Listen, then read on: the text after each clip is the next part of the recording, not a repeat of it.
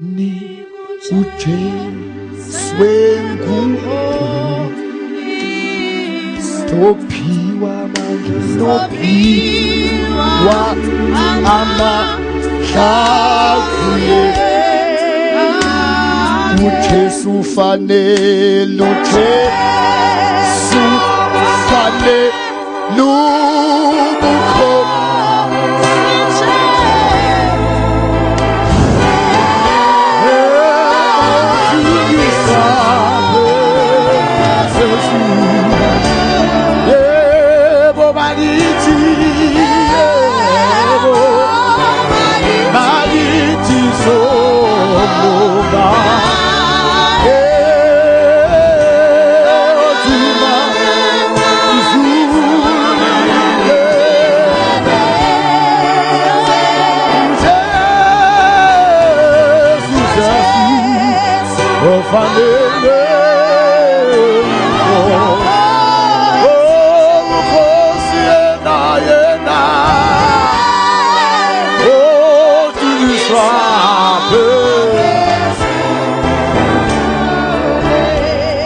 Sibongile baba wethu, sibongile moyo ingcwele.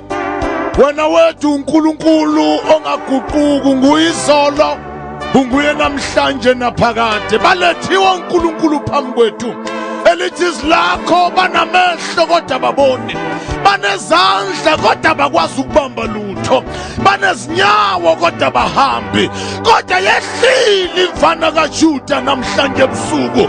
uNkulunkulu onamandla phezu kwabantwana bakho, uNkulunkulu omhle, wena wethu uyaphila, akekho njengawe, akekho ofana nawe. Bathinte njengamanje ngegama likaJesu Kristu waseNazaretha. uNkulunkulu onamandla, I speak protection upon their lives in the mighty name of Jesus. For those who came sick, I speak healing right now in the name of Jesus. Bayapila.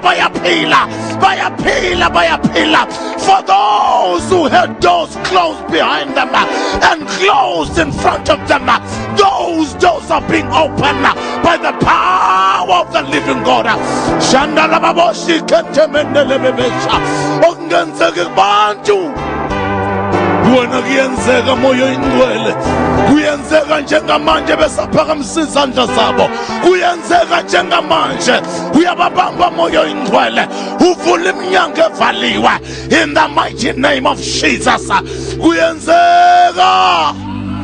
Kuyenzeka moyo ingcwele. Dumo lonke namandla nenkazimulo siletha kuwe.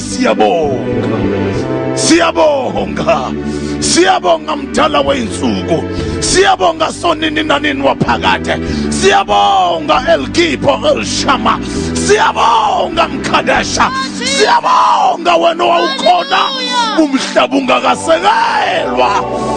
Thatha udumo baba nakulesikhathi bephuma kule ndawo, hamba nabo uNkulunkulu onamandla in the mighty name of Jesus.